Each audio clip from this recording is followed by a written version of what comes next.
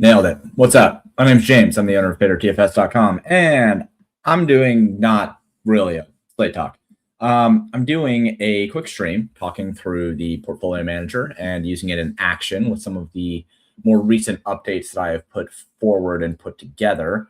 I have wanted to do this for a little while. I'm trying to be a little bit better about posting when I do updates to the portfolio manager. I'm doing more tutorials, stuff like that.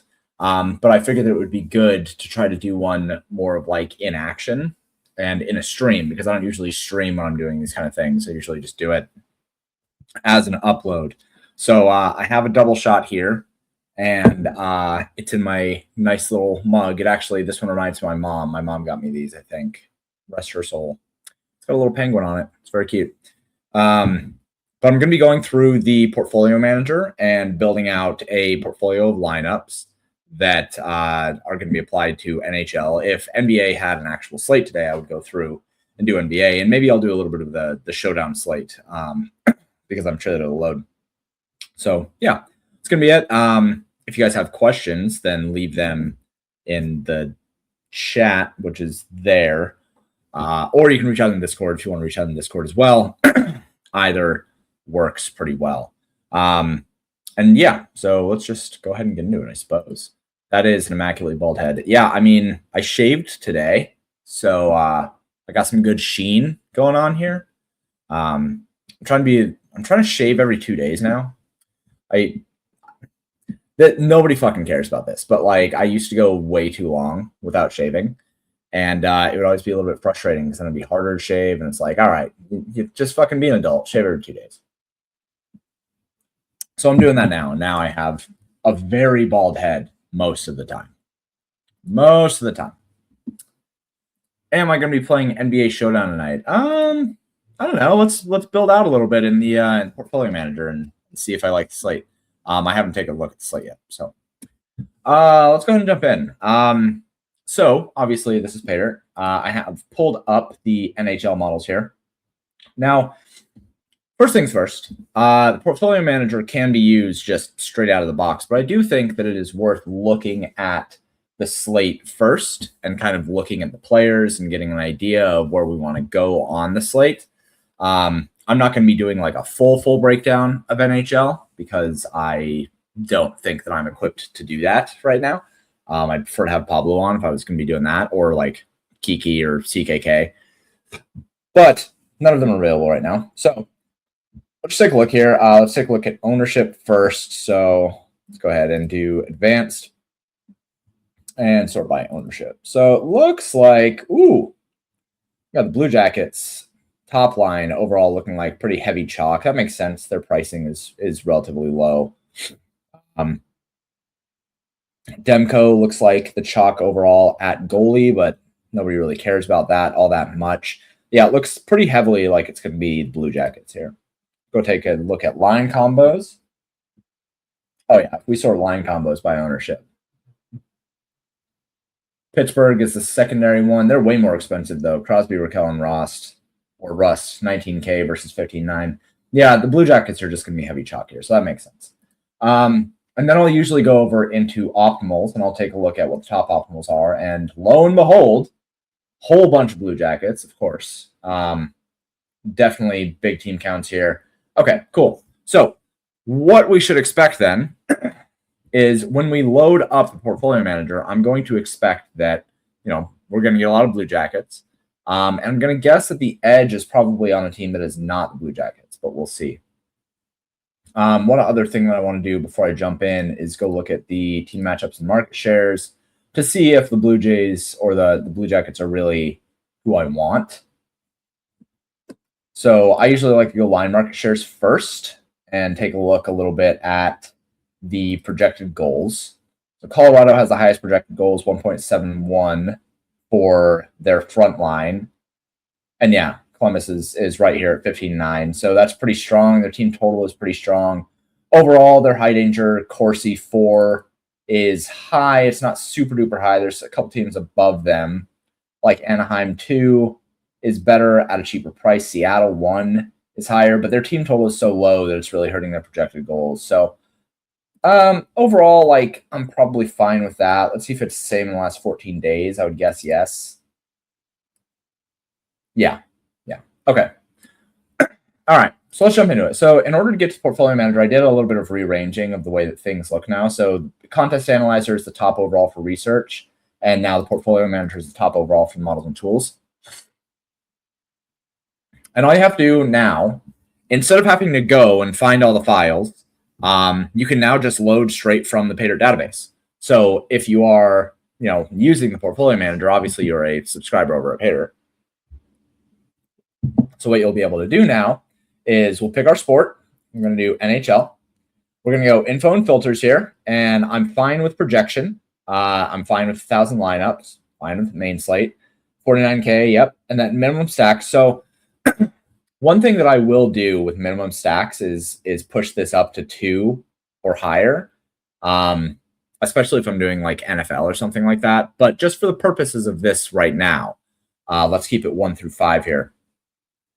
And let's just say, all those things are good here. If I wanted to, I could load by ownership if I was going for like cash games or single entry. I'd be fine with that as well, but I'm just going to go with projection here. So now that we have chosen our sport, we have our classic game type, we're on DraftKings, we can just load everything else. So when you hit load from database for the CSV, it's going to load the site pricing. And then we can load our portfolio files. So this is all of the optimals. And then we can just load the projections from the database as well.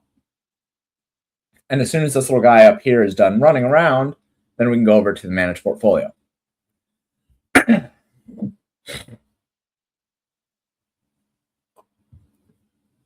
So let's see what we got here. All right, yeah. Plum is still obviously looking really, really good. And what you'll notice, of course, is over here, like these are going to be the same lineups, right? Because the optimals are loaded into the range of outcomes. So you're going to notice that these are the same lineups, right? If you were to download these and just upload them here, like same thing, right? That's what the database load is for. So you're able to load, we could load 2,000, 3,000, up to 5,000 is usually where I cut it. I don't think that there's really much value in getting more than 5,000 lineups into this. At the same time, I think that loading less than 1,000 lineups is detrimental as well. So the sweet spot is probably like 2,500 lineups. I think that would probably be where I would suggest most people live. So let's go down here really quick and analyze the portfolio first, so we get an idea of who we're most highly exposed to, and if they are somebody that we should be highly exposed to. So top overall is Zach Werenski. We have him at 88% of all 1,000 of these lineups, shows up in 881 of them. Average lineup edge is fine. Average ownership, like all this stuff is fine. See if there's anybody that we can go down to that'll kind of kill us here. Yeah, it doesn't look too bad. The first one is John Klingberg, who, shout out to Kiki, just fucking hates that guy. And Igor, right? Okay. So this is fine. Again, like we're just going to have a lot of Blue Jackets up top here. We can also go to stack stats, right? We can analyze our stacks. And this is going to tell us what percentage of our portfolio is each different kind of stack. Okay, so 14% of our total portfolio is Columbus, right? And the medians are good. Ownership is good. San Jose actually has really, really high average ownership here. And the average medians are, they're still fine, but the average ownership here is really, really high. I wonder if that's actually an error. Yeah, that's got to be an error. Is there somebody who's projecting for considerable ownership? Let's see.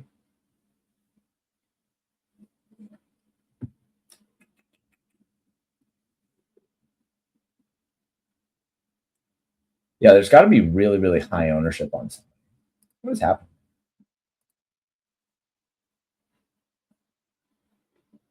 Would it be Igor or something like that? Let's see. I don't know. I don't know what's happening there. Anyway, we'll figure that out here in a second.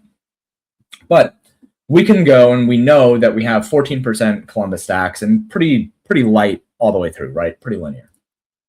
How do I navigate team totals like Blue Jackets and NHL? Do you still play them, or do you make those main lines beat you since it's about stacking? I mean, I think that playing teams in good spots is important. Like very similar to MLB, right? If a team has a team total of 6.5 or 7 or something like that, that's just way more valuable than a team who has a team total of 4.5, right? But it doesn't mean that that it's an insurmountable difference. NHL, similar to MLB, is a event-oriented sport. So what you're going to end up with is plenty of instances where, because of the event-oriented nature of the sport, the top overall projections and the top overall team totals don't necessarily show out to be the best spots that you could have been on, right? So the Blue Jackets being at 3.81, that's plenty high, but it's not like it's drastically higher than, say, 3, right? Like that's within a goal of like Montreal, right? So if Montreal had really strong goal projections or really strong max goals or anything like that, it would be fine. I mean, if we sort this by projected goals, Minnesota, the top line for Minnesota, with a team total that is 2.98, has a higher projected goals than the Blue Jackets at 3.81. And the reason for that is because they just have such heavy percentages of everything that happens for the team that they are still valuable, even though their team total is lower. So this projected goal column is really important to me because it takes all this stuff into account with their team total, right? Like Boston, for instance, Boston is a little bit lower at 3.4, but their projected goals is still 1.26, which is right up there with Blue Jackets at 1.37. So the last thing to note, of course, is that like the difference between 1.26 here and 0.86 for Philadelphia is just not that high, right? It's like these two differences of half a goal, like half a goal doesn't, that shouldn't lean you one way or another. So should you focus on like good spots? Of course you should focus on the teams that have higher team totals. But a lot of it comes down to how much of the production is handled by the lines, how much of the production are you getting from the players.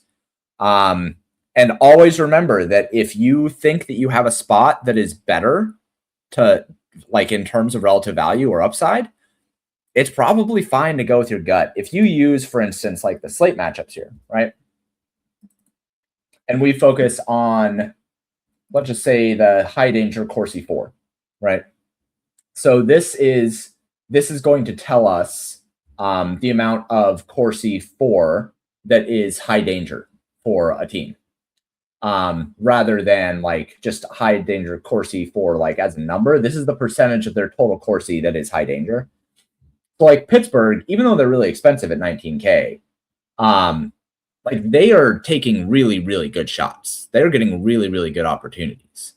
Much more so than Columbus, who's way down here at 40, right? And even 40% of their shots for at 30, right? I mean, that's going to be lower than that of 28.39 for Pittsburgh. High danger Corsi per game, 13.29, whereas Columbus is 12.03. So again, you know, Pittsburgh in and of itself might be a better spot. Vancouver, they cost 14.3K for their front line. And I didn't even go look at them yet.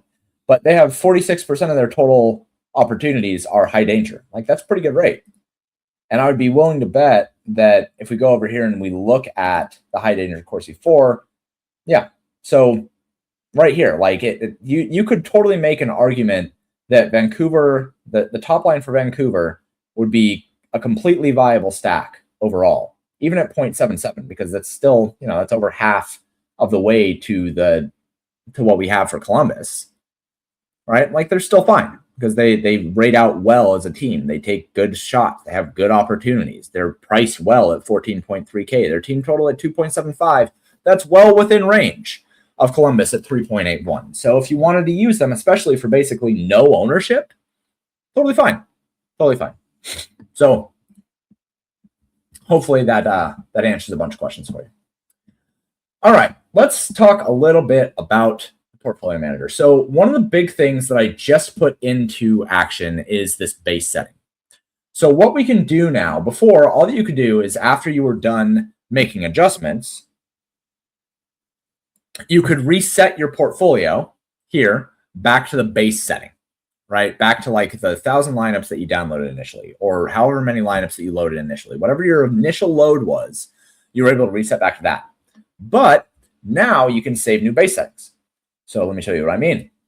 Over here, let's just go through some things here that I think are worth doing, right? So let's say that I only want, I'm going to say projected goals here. I only want Colorado, Minnesota, Columbus, Boston, and Utah, right? Like those are just the 5 teams that I want. So I'm going to go back over to the portfolio manager. I'm going to pull this over here. And I'm going to say macro filters. Include specific stacks. And I'm going to say, for those teams, I know there's Columbus. I know there's Colorado. I know there's Utah, Minnesota, and Boston. Minnesota, Boston, right? And I don't think that I care to do any of these things. So I'm going to go ahead and do that. And I'm just going to limit to those. So now I have 308 lineups that are just these stacks, right? So then also I want to say for the micro filters that I only want to have stacks of 3, or actually stacks of 4, 5. Let's just go 4 and 5. Let's run through those. So I have 282 lineups there. Something that you can do now in the portfolio manager is say, okay, I want to save this as a base setting so that I can come back to it later. So I'm going to go new base setting. I'm going to say main stacks 4, 5. I'm going to say enter. And then I'm going to save current as base. Okay. So now these settings are saved. Right, I can come back to these anytime I want. I'm going to go ahead and reset it just to show you what I mean. So we're back to our base frame of 1,000, which is the default, right? But now I have a new setting saved here, which is main stacks 4, 5. And I can now load that selected base. So now what it's going to do is it's going to reload with just those settings applied. Everybody clap. This is a really, really big update. And the reason why that is because there were a lot of times where I would find myself going through and like making macro settings changes and like adjusting for specifically for like Showdown, right? I would adjust for dupe counts and I would adjust for edge and I would adjust for like the teams that I want or the players that I want included or, you know, any of the combos, stuff like that. And then if I wanted to save those settings, I would have to export those and then re-import them and then start working with the stuff again. And the problem with that was that it would then reset all the dupe numbers. It would reset the edge and the win percentage and stuff like that. And now that we have this all saved as a setting, it has like the same dupe counts and everything like that that I already projected based on the entirety of my portfolio. So now I have the setting, right? And then I could do another setting if I wanted to that parses this down even farther, right? Like say that I also wanted to say, okay, let's see. What could I do here? Let's say that I wanted to say if the lineup has Fantilli, Werenski, Marchenko, and Voronkov.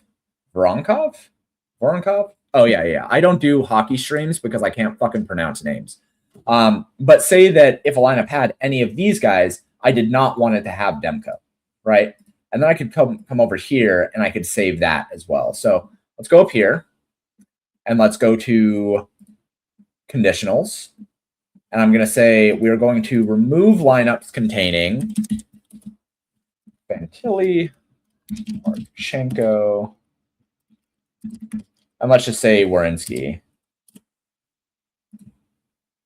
right? Where they also contain Demko. right? Like, let's say that I don't want to have Blue Jays stacks that also have the chalk goalie. So do that. Okay, it removed only 3 lineups. Fine with me, whatever. And then I could come up here again and I could say, okay, main stacks 4-5, no CBJ Demko or something like that, right? Like you could just, you can name these whatever it is that you want to name them. But then now I could then again like load this selected base, go back to it, and like it'll do this kind of like glitch every once in a while where it'll load the wrong one. But then I can always come back to this one where I have main stacks 4-5 with no CBJ Demko. And it will load. So that's huge. You could also do it. You can do it with literally any of these other things, right? Like applying different filters where you might want to have a set of lineups that is low dupes and a set of lineups that is high dupes. You might want to have a group of settings where you're avoiding certain combos. You might want to have certain settings where you remove negative edge lineups but have only positive edge lineups, and then another one where you have all of them, right? Like you can save a whole bunch of different portfolios here that will make it so that your process is much more streamlined. So that's the first thing, right? The next big thing that I also added in is going to be this conditionals manager for combos, right? So let's go ahead and go look at our combos really quick and see what we have in here. And I'm just going to analyze 2-man combos. Yeah, this is a huge efficiency boost. I think it'll save a lot of people a lot of time. Damn straight of slip. It's really dope. Okay, so what do we got here? We have a lot of Boone Jenner plus Werenski. But that looks fine. Let's try to find one where we have lesser edge, right? Or like too high of ownership or something. Man, I only have lineups that are positive edge in this one. Okay, hold on. Let's go back up and reset the base. See how fucking sick that is? See how we can just go back up and do that now? So cool. Okay. So now let's go down here and analyze these combos. So I want to try to find one that makes sense to get away from a little bit. Okay. So we have a whole bunch of Toffoli plus Werenski, right? Say that we didn't want those, but that we didn't want to remove lineups, because you can already do that. Like you could do that before. If you wanted to, you could just say, okay, well, I don't like that combo, so I'm just going to remove any lineups that have Toffoli and also have Werenski, right? You can totally do that. And what that'll do is it'll then go through all the lineups and it'll remove any of the ones that have that combo. Now, it didn't have that many, but that's not the point, right? So let's go ahead and just reset back to default. What you can do now as well is you can say, instead, go into the conditionals manager for combos. And what you can do here is you can actually replace different parts of 2-man combos. So in this one, now we can say, okay, well, we think that Werenski is a really good play, but we have like 88% of it, right? So like maybe we could afford to get off a little bit of it. So we could say replace Werenski overall in lineups that also contain Toffoli, right? And then we could say, do we have any specific replacements? Like, did you want to replace Werenski with specific players? I don't right now. Is there any player that I do not want to replace him with, right? Like, do I want to avoid replacing him with Fantilli or something like that? I can do that. And then the comp salary above or below, like maybe I don't want to get rid of any, maybe I don't want to insert any player into those lineups that has a salary that is less than $500 less than Werenski. I could absolutely do that. But just for the purposes of this, now when I run this, what it's going to do is it's going to run through and apply the exposure management logic to it. So it's going to go through and it's going to find any instances of Zach Werenski where the lineup also contains Toffoli and replace him with another player that can fit into that slot. So he's a defenseman, so he would have been replaced in any lineups that have Toffoli with another defenseman. So what we can do to check to see if that worked is we're going to microfilter and we can lock, and let's just look at lineups that only contain Toffoli. so that we can see how that worked. So here you go. And now what you're going to see is we're not going to have any instances of Werenski.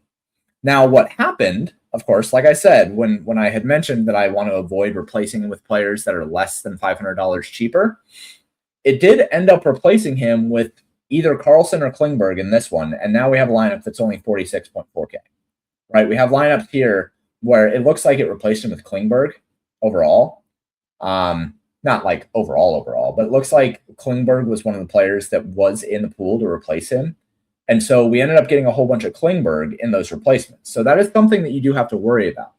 But this is a really, really nice function to have when you have already parsed down your lineups with globals, right? Like we have already gone through and said what teams we want to stack, and we've already gone through and done some other exposure management on other players.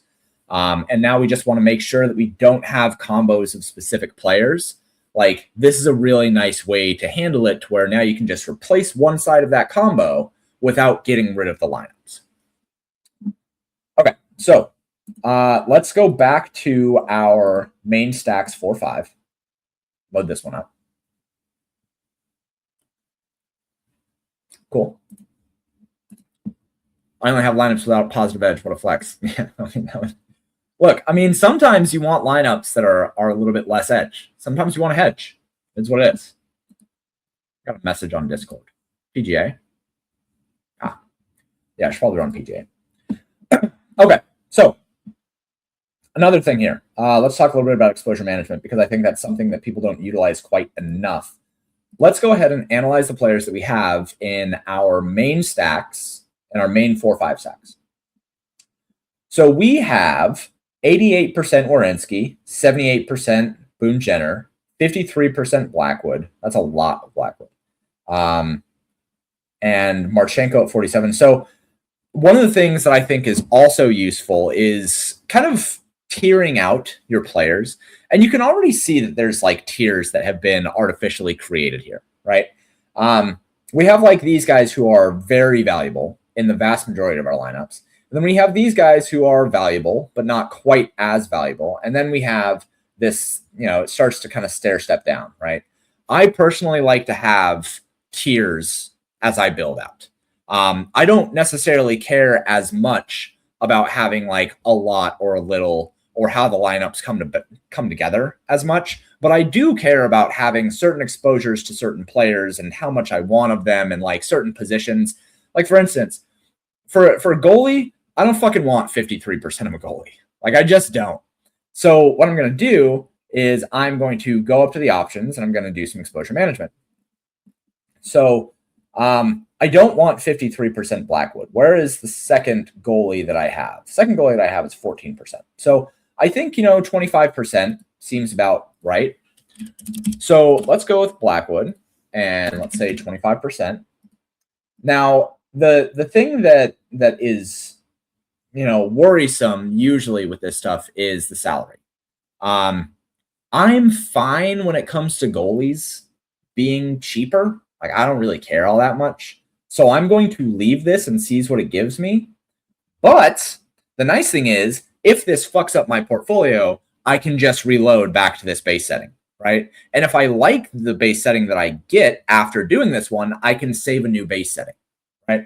So I'm going to go ahead and do this. I'm going to just ignore everything here. I don't care about specific replacements. I'm just going to go ahead and try to get 25% block. So that shouldn't be too hard. I think that's probably just going to run through because goalies are mostly interchangeable. But we do have instances like this where it went all the way down to like Spencer Knight, right? So let's see. Who is Blackwood up against? That is actually a question worth asking. Because I don't know these things, right? Seattle. Okay. So one thing that I actually would want to do here, right? Let's go ahead and reset back to here. I would want to not make this change. I'd want to not remove him from lineups that have, oh wait, none of them can be Seattle. So I guess that doesn't actually matter. But we can now say, okay, never mind. I don't want to replace him with Spencer Knight. right? Like I already have lineups that are relatively low here. I don't want to replace him with Spencer Knight. So let's do comp salary only 500 or less. And let's go ahead and try to do that. Okay, so that's better. Now, 48.8, that's acceptable in hockey. 48.7, blah, blah, blah. Let's go ahead and analyze now and see if I was able to get down to 25%.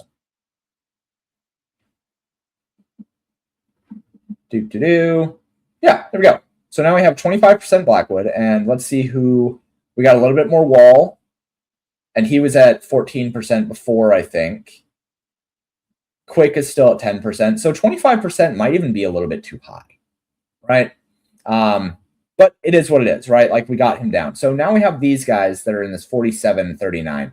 Like maybe I don't want anybody over 30%, except I do because Marchenko is a really good play. Let's just move Marchenko down a little bit. And what we can do is, again, we can come over here and we can actually say, let's go ahead and take a look at just CBJ here. It's like, okay, so Marchenko is a wing. Say that we wanted to replace him with Voronkov. How much Voronkov do we have? Not as much. Right? Yeah, okay, so we only have 10%. So say that we wanted to take down Marchenko a bit, and then let's move this back down to 5,000. Say that we want Marchenko to be, what, 40%, it looks like? We can even say 35% if we wanted to. But let's say, actually, fuck it, say that. And let's say that we wanted a specific replacement of Voronkov. Did I say that right? Yeah. So let's go ahead and do that now.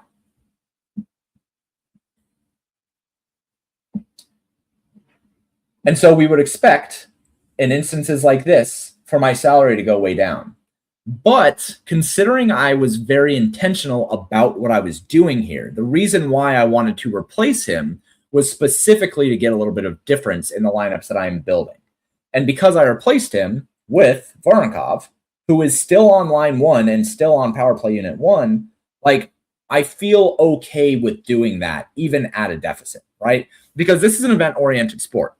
Like, yes, Marchenko is going to be the one that scores the goals most of the time, in the same way that Aaron Judge is going to be the one that scores the home run most of the time, but Cody Bellinger can also hit home runs. Voronkov can also score goals. So getting a little bit of diversification like that, I think, is fine to do. I might get yelled at by hockey guys for that, but let's go ahead and go analyze our players here and see how that looks. So we were able to get Marchenko down to 35%, and that moved Voronkov up to 22%. So there you go. Now we're able to see that we're able to replace players with specific players. We could also avoid specific players if we wanted to, right? Like I could replace Voronkov with, if I want to get Voronkov down and say that I want to avoid him being replaced by X, Y, or Z, I could do that as well. But I think that this is a really important tool as well. So now what I have is 88% Werenski. That's maybe a little bit much. I don't know if I can replace him with like anybody, really. If I wanted to, what I would end up doing is saying Werenski, and it's like, all right, we're fine with like 75%. But I'm going to ignore replacing him in CBJ stacks because I want to maintain those stacks. Let's see if we can get him down to 75% while ignoring those stacks.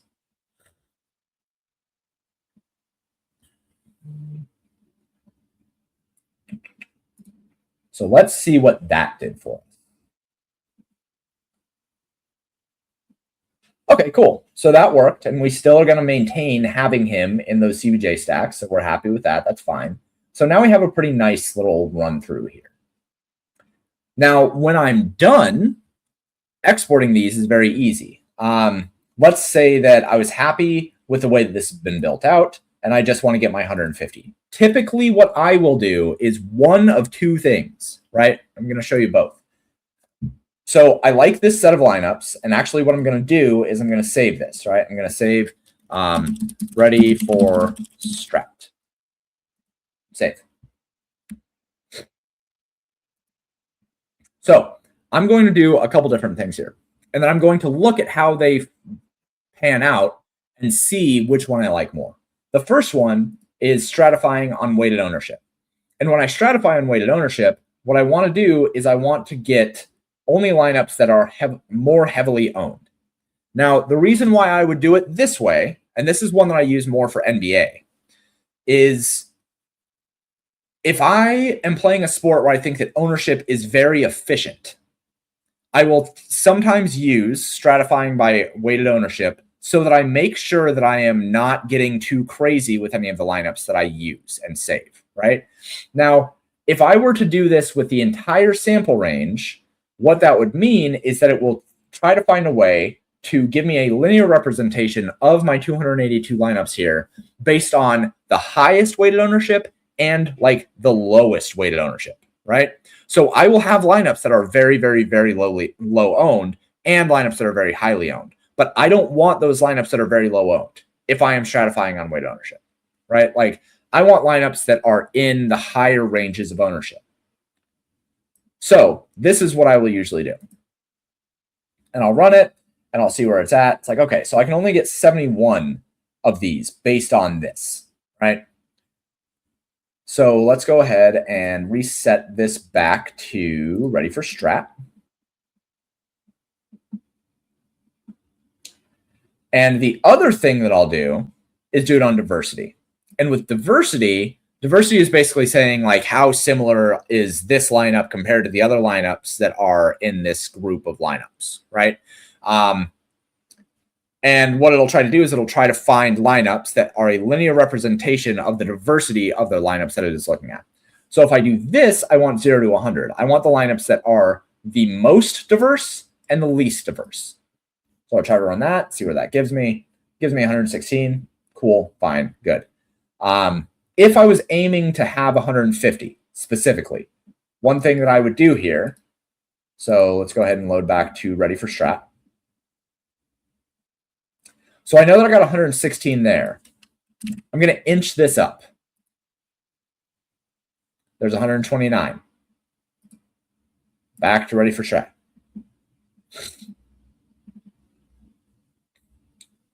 Get, let's just say 200. Okay, 142, close enough.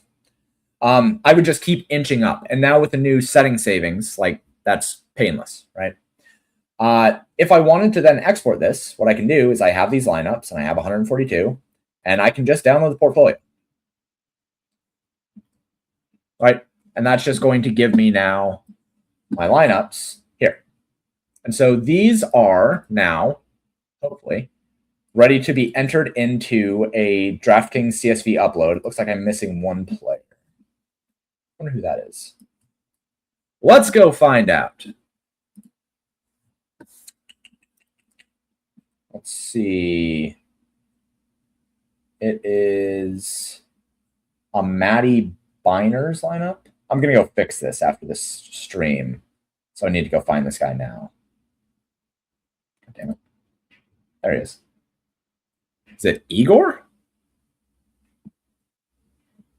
Might be Igor. Quinn Hughes, Brock Faber, Mackenzie Blackwood. Yeah, it's Igor. So I have to go fix his name really quick on export. But point is, you'll be able to, after I fix this, or if you wanted to go in and just like fix his name, because I already identified who it is, that's definitely Igor. What you'll do is we would go to DraftKings. And we're going to go to lineups. And if I was playing tonight, then I would go to edit entries, but I'm not. I'm going to upload lineups instead. We have NHL. We have the main. We'll download. So now I have this here. I'm going to copy all of these, right, here all the way to here. Grab them.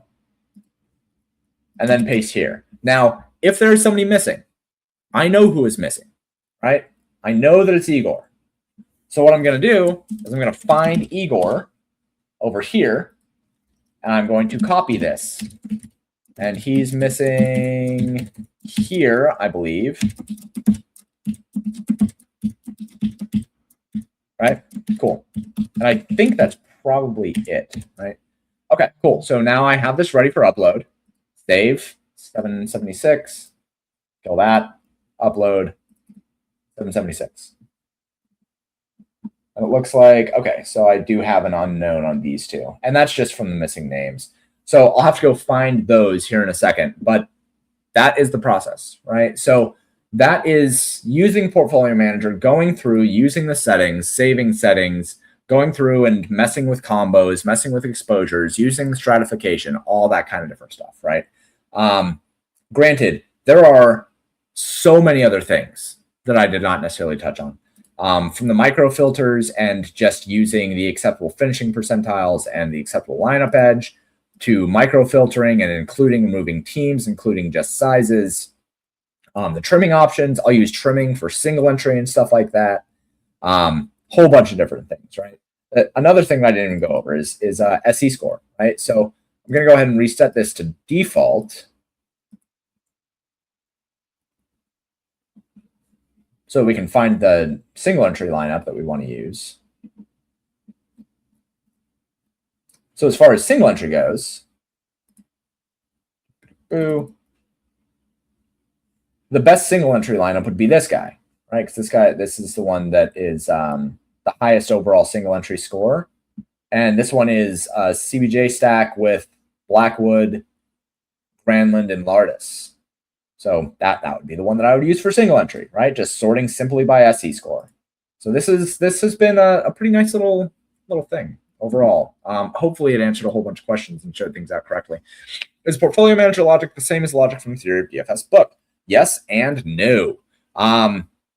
So there's a lot of things here, like the dupe prediction and the trimming stuff, which are inspired by the math that I developed for the Theory of DFS, but has improved on it, right? Like the game has changed a lot in the last 5 years. So I have had a lot of time to take what I knew from that and what I developed for that and make it better for the Portfolio Manager, right? So this is kind of like everything that you needed from the Theory of DFS on steroids.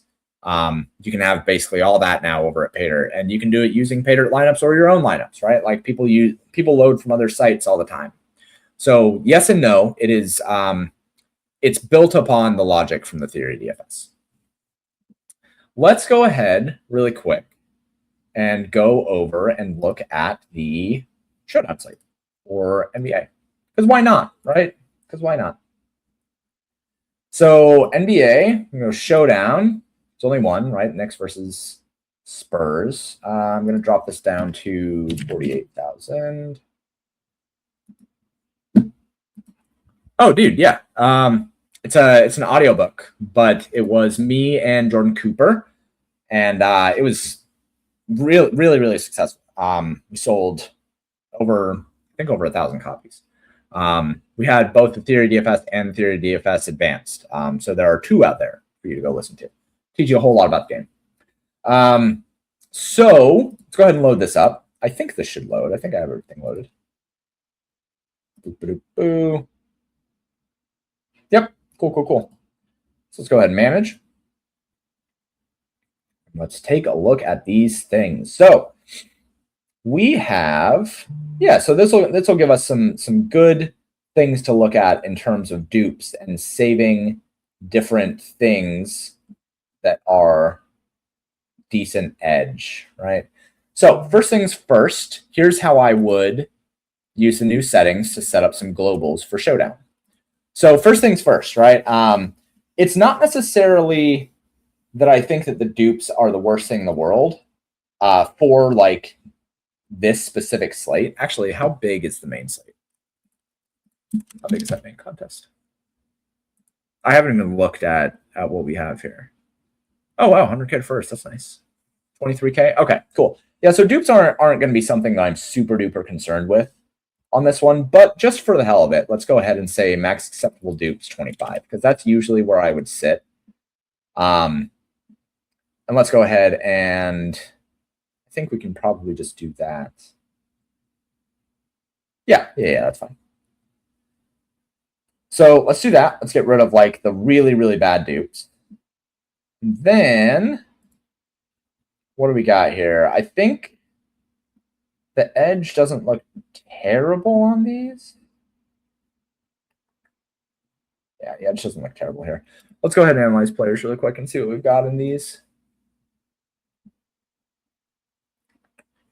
58% Towns, 54% Brunson. Who's our top overall captain?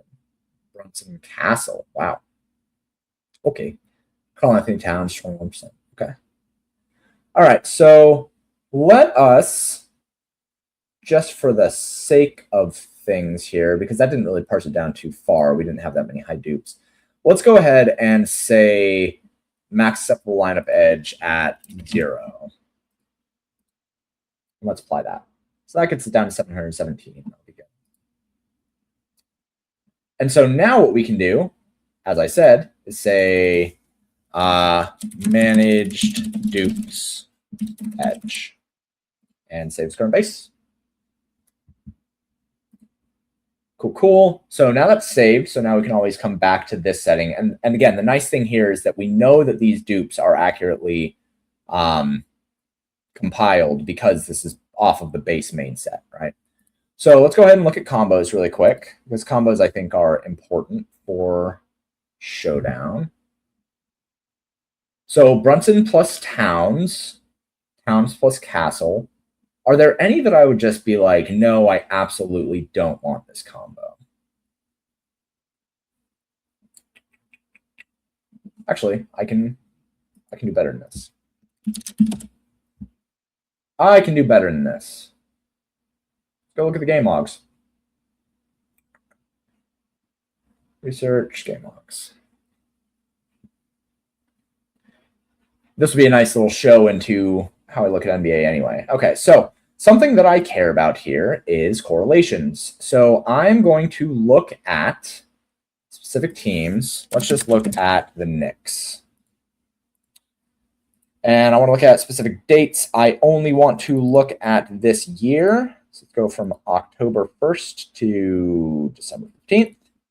And let's look at some correlations. So the reason why I look at correlations here is I want to see if there's anybody that I absolutely do not want together.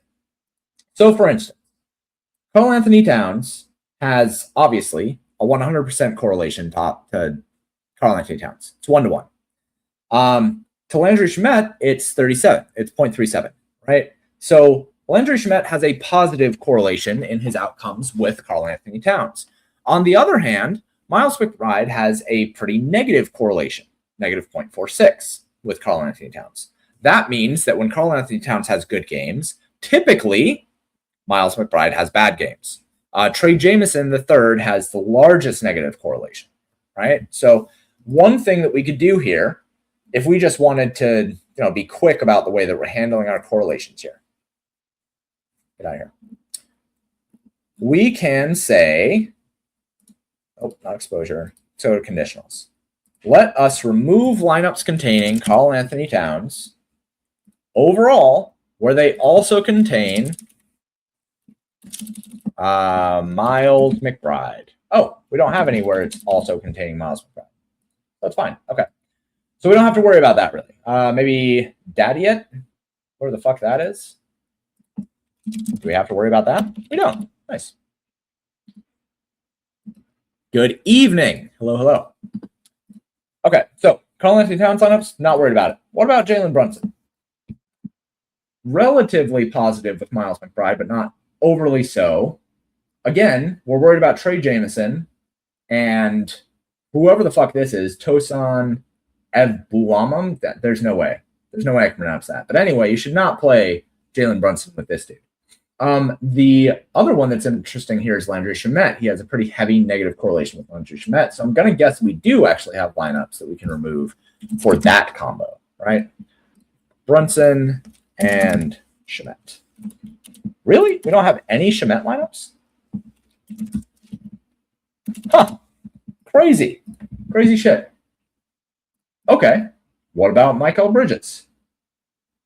Doesn't look like there's anything I'm worried about there. What about Josh Hart?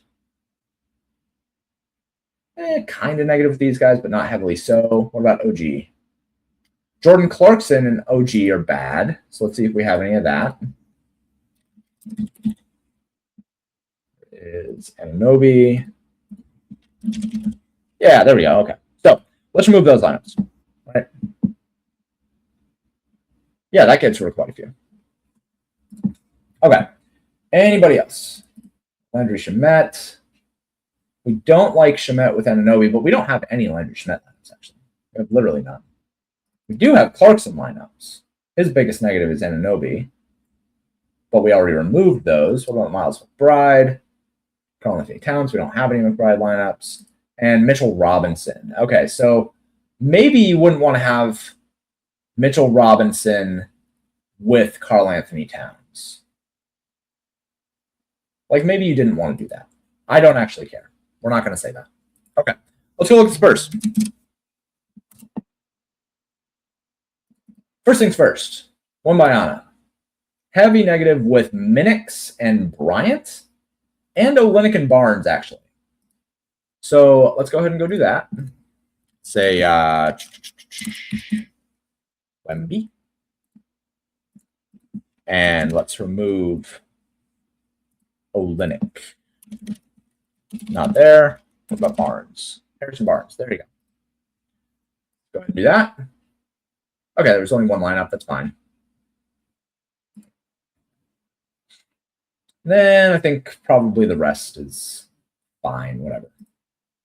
Castle is somebody that we have quite a bit of, so this one matters. We don't have any Olynyk lineups. I don't think that we have any Waters lineups, but let's find out anyway.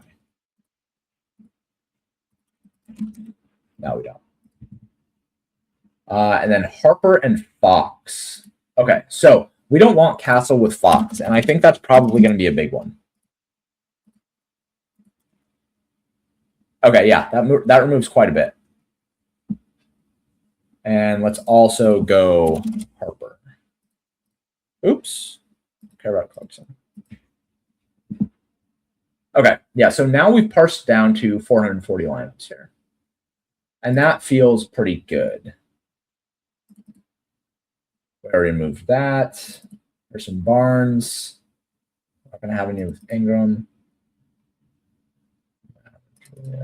Devin Vassell and Riley Minix. We don't have any Minix. Still in Harper. Okay, yeah, so that seems fine. So now let's go ahead and go back up here.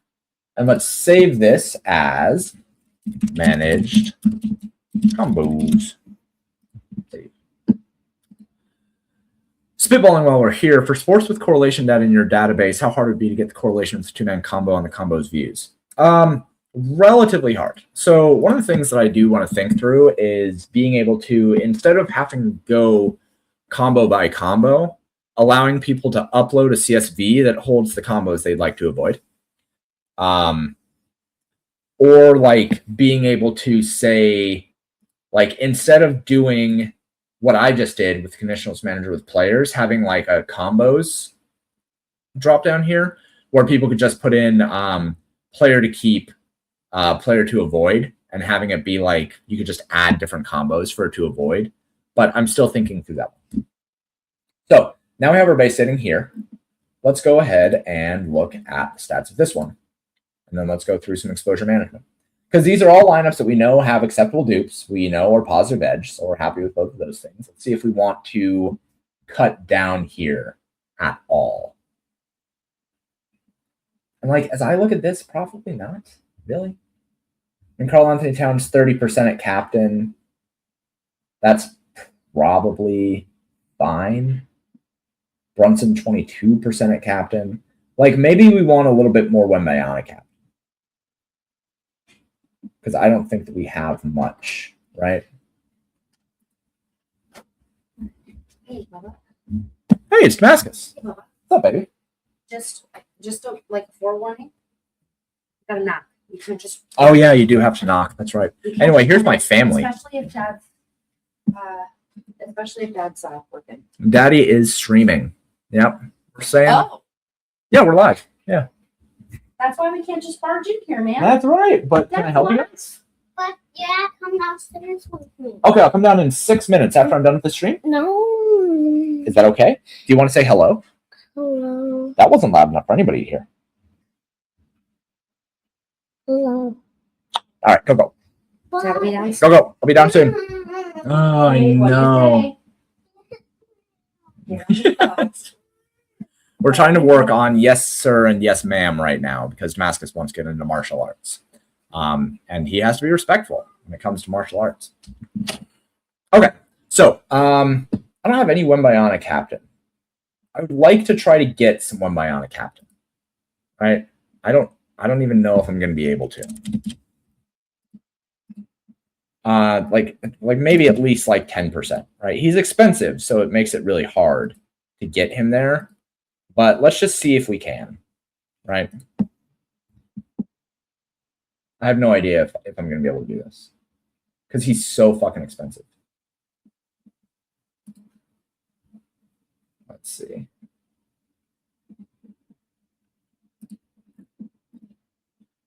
Okay. I mean, 2%. It's just he's so fucking expensive that it's hard to get him into the captain. But we were able to get a little bit, so I'm fine with that. All right. Let's see.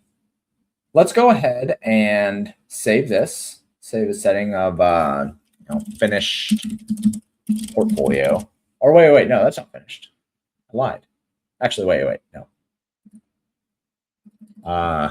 Ready for strat. Save as base. Cool. Happy with that. And then let us do our stratification. So again, for NBA, I like using the weighted ownership. And I like having, more ownership overall. So let's see what we get here. We get 98. Let's go ahead and go back to ready for strat.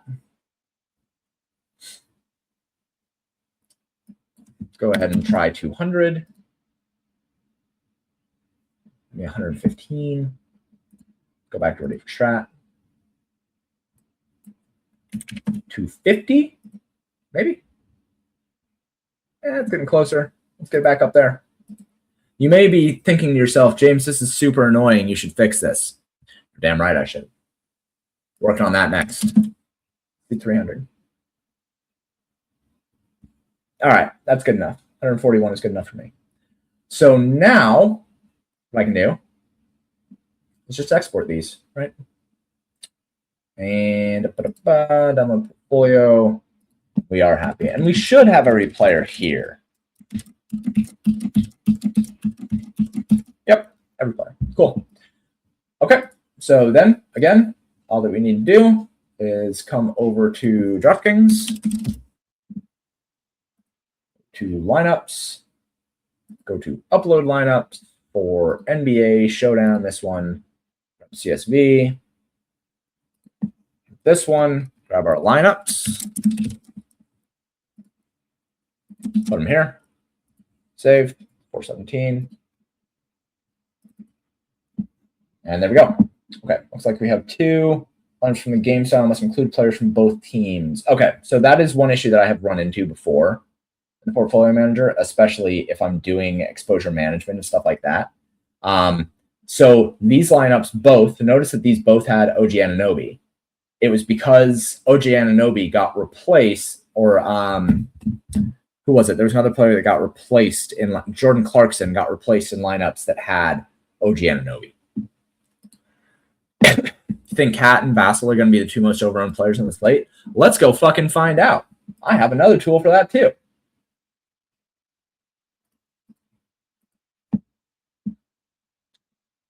Let's see. One over here. Check on contest sims. Go ahead and run it. All right, let's see what we got here. So captain exposures. Keldon Johnson looks like he has the most edge. Models like Stephen Castle. They think that Karl Anthony Towns is fine overall. Wembayana, yeah, I mean, he's hard to fit. Vassell looks a little overowned at captain. Let's look at flex. Karl Anthony Towns looks fine, my dude. He looks fine, unless you think that he's going to be way higher than I'm projected. Devin Vassell does look like he's going to be a little bit overowned. So, again, use the tools at Paydirt, and you can make these decisions, right? I got fucking everything you need, everything you could possibly need, right? Okay, yeah. So this should do it. Hopefully this gave some people some really good information about the portfolio manager. This tool has come a long way. It's really, really strong for a multitude of things now, right? You can do pretty much everything that you want to do with portfolios in here now. That said, if you have any questions, feel free to reach out. And, if you want to try it, you can get access to it for $5 over at the site and subscription options. Actually, I should show that. I'm fucking terrible at this. Okay. If you don't have a subscription to Paydirt and you were interested in the things that I was just showing off, go get a subscription. It's $40 a month, $35 for NFL only, $35 for, this still says MLB, but should be NBA, $240 for full NBA access. Although this price is coming down soon. At the beginning of the new year, the new cost is going to be like $180, I think. So if you want to wait for that one, totally understand. $20 for a week, $5 for a day. I appreciate all the support. I appreciate everybody watching, right, and taking interest. So if you got questions, feel free to reach out. Find me over in the Discord. Find me on Twitter, whatever. And thank you guys for watching. I'm going to get out of here and go eat some food because my tummy's grumbling. But thank you guys so much. I appreciate it, and I will talk to you all next time. Bye.